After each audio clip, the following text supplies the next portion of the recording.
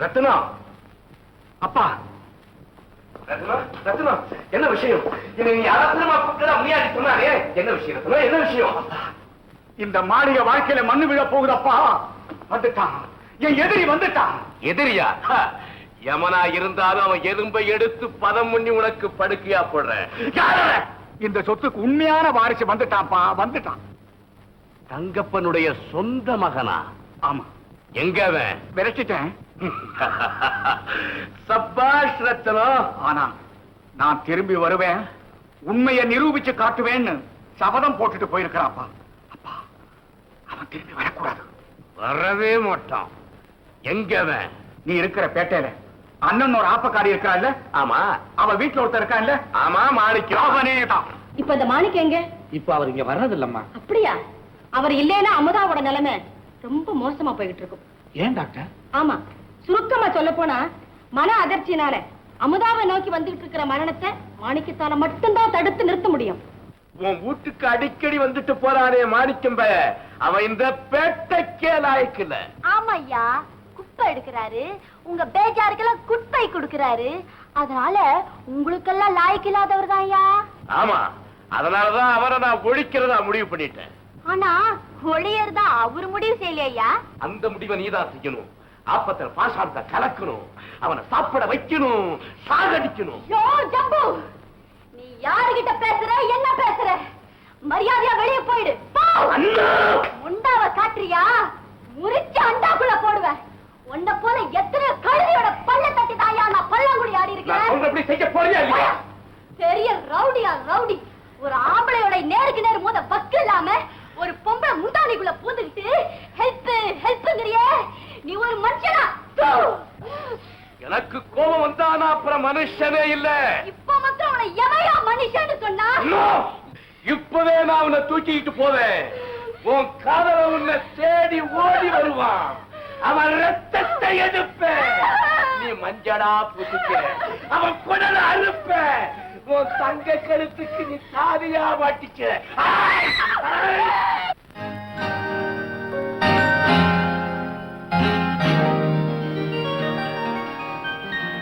சுமதி, என்னங்க? உன் வீட்டுக்கு போ. ஏன் வீட்டுக்கா? என் வீடு எதுன்னு முடிவு செய்ய வேண்டிய கட்டத்துக்கு நான் வந்துட்டேங்க.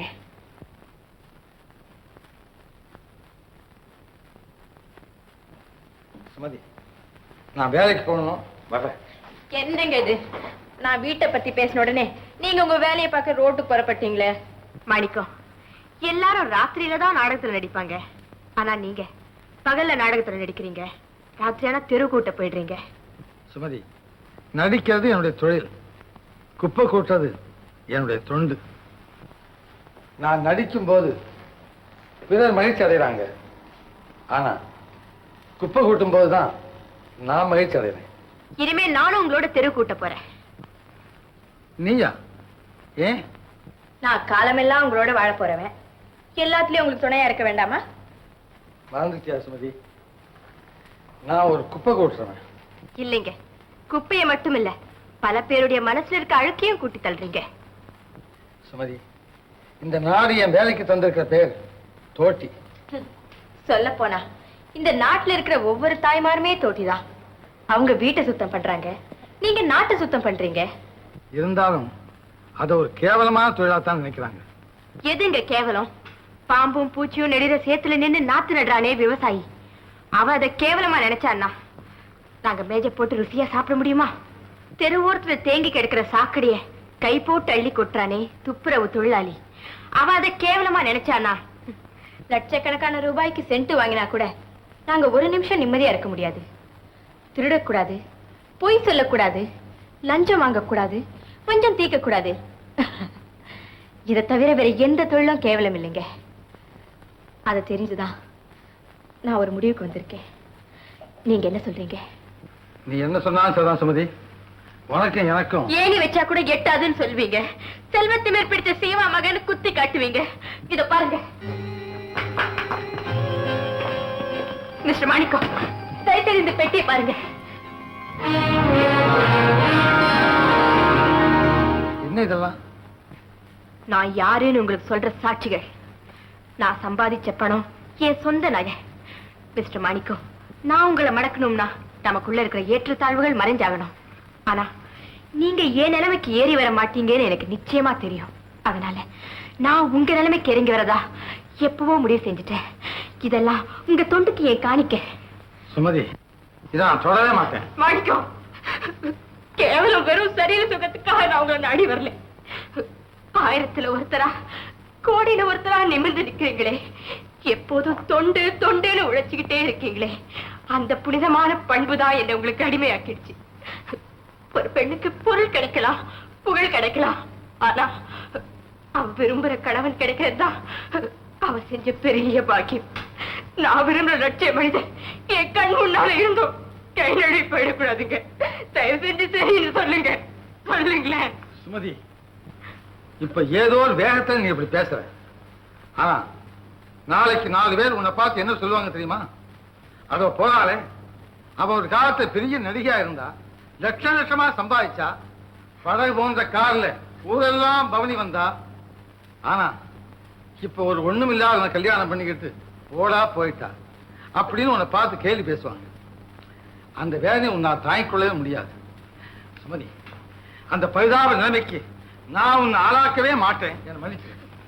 என்ன மணக்க மாட்டேன்னு சொல்லிட்டீங்க, பரவாயில்ல. ஆனா ஒரே ஒரு மாலையோட மட்டும் வாங்க, எனக்கு இல்ல என் படத்துக்கு. சுமதி, சுமதி,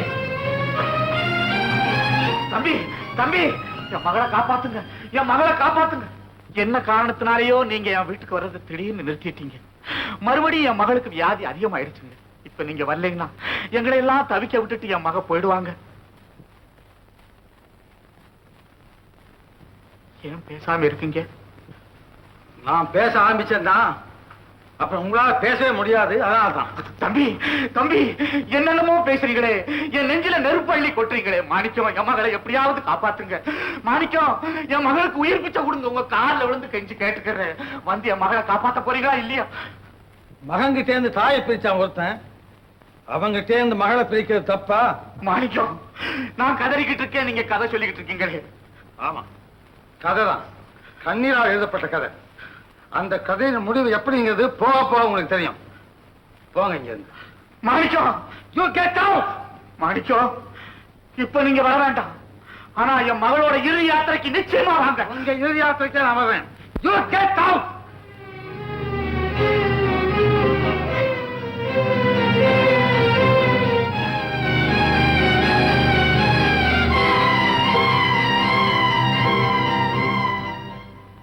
தம்பி கேள், எவ்வளவு கொடுமைக்காரராக இருந்தாலும் அவரை பழிவாங்க துடிக்காதே. கொடுத்த வாக்குறுதியை காப்பாற்ற எந்த தியாகமும் செய்ய தயாராக இரு. தண்டிக்கு உரிமையை மக்களிடமும் நீதியிடமும் ஒப்படைத்து விடு. இதை நிறைவேற்றாதவன் என் தம்பியே அல்ல. வரமாட்டேன். இனிமே அவன் வரவே மாட்டான் டாக்டர்.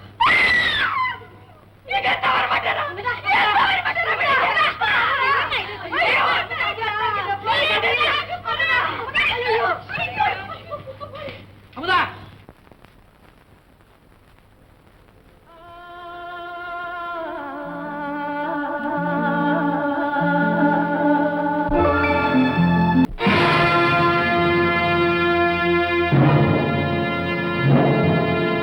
அமுதா,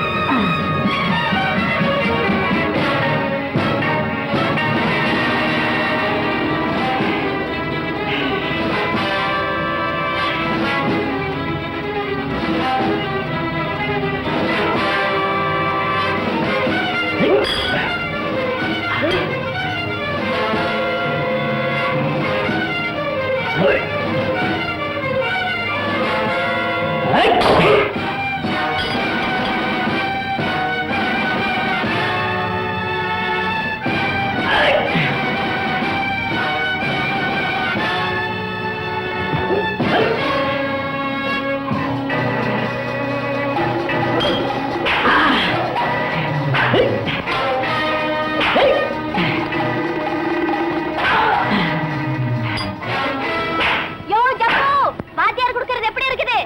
குடுங்க வாத்தியார், குடு, நல்ல குடு.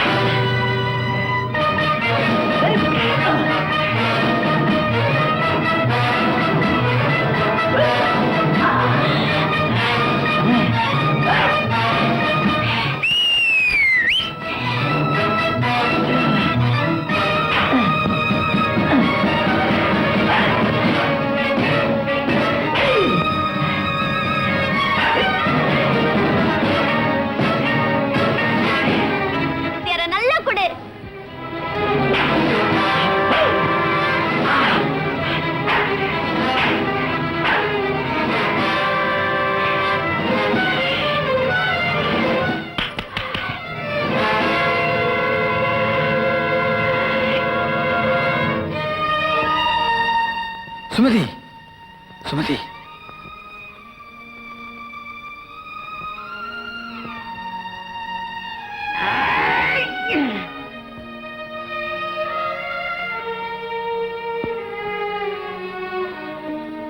உன் கூட இருந்தது குமார் இல்ல, மாணிக்கம்.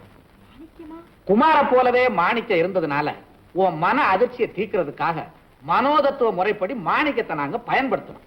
ஆனா அவன் ஒரு குப்பை கூட்டுறவன். அப்படின்னா கேவலம் குப்பை கூட்டுறவரா இந்த குபேரன் மகளை காப்பாத்தினாரு? இப்ப அவர் எங்கப்பா? உனக்கு வியாதி சொஸ்தமான உடனே அவர் போயிட்டாருமா. போயிட்டாரா? என்னப்பா இது, போயிட்டாருன்னு அவ்வளவு சாதாரணமா சொல்றீங்களே.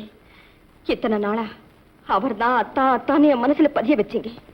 நானும் அந்த உருவத்தை தான் விரும்பினேன், குணமும் ஆனேன். இப்ப நீங்க அவரை விரட்டலாம், ஆனா அவ்வளவு சுலபமா என்னால மறக்க முடியுமாப்பா? மறக்க வேண்டாமா, மாணிக்கம் வருவாரு, நிச்சயமா வருவார். நிஜமாவா டாக்டர்? நிஜமா வருவாருமா, நீ போய் ஓய்வு எடுத்துக்கோ. சரிப்பா. சுமதி, இன்னுமா அழுதுகிட்டு இருக்க? இந்தாமா.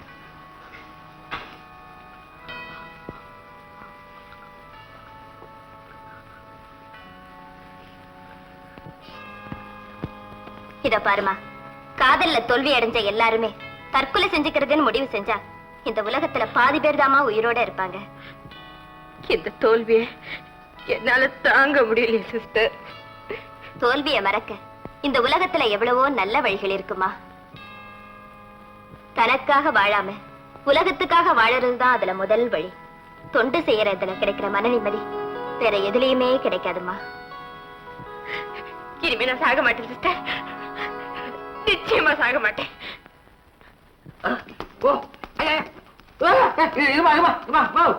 நீ என்ன புடிக்கிறியா அடிக்கிறியா? யோ சும்மா இருயா. அம்மா கை கூடு புடிச்சு விடுறேன். நீ கைய புடிக்கிறியா ஓடிக்கிறியா? என்ன யோ கோச்சுக்காதையா, நான் என்ன முன்ன பின்ன உடம்பா பூச்சுன்னு இரு தேய்ச்சு விடுறேன்.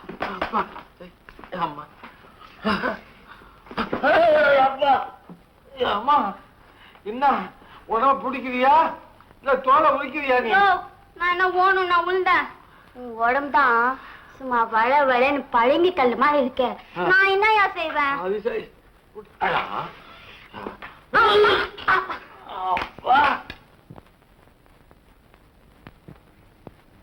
இப்ப பாரியா. யோ நான் ஒரு பயாஸ்கோப் பார்த்தேயா, ஜேம்ஸ் பாண்ட் இங்கிலீஷ் படம். அதுல ஒருத்தி இப்படித்தாயா வரவே செய்யறா. ஆமா, நீ தமிழ் படமே பாக்கவே இல்லையா? ஓ பாப்பேனே, போன வாரம் கூட ஒரு தமிழ் படம் பார்த்தேன். என்ன பைச்சி, என்ன டான்ஸ். யோ, எனக்கு ஒரு டவுட்யா. என்னது சந்தேகம்யா? மொழி விளக்கமா? கேளையா. அதான் அந்த ஹீரோக்கும் ஹீரோயினுக்கு லவ் ஆயிடுச்சு. அப்புறம் எதுக்கு ஆட்டமும் பாட்டமும்? ஆக வேண்டிய காரியத்தை பார்க்க வேண்டியதானயா? பார்க்கலாம் பார்க்கலாம். பாரு, கொஞ்சி குலாவி ஆடி பாடி அப்புறம் கல்யாணம் பண்ணிட்டா தான் சுவையா இருக்கும். ஓஹோ, லவ் பண்ணா பாடணுமையா? ஆடிக்கினே பாடணுமையா? பார்க்ல போய் பாடணுமையா? ஆமா. என்ன தலை தருவ? யோ, எங்கயா உன் தொப்பி? தொப்பியா? என்ன?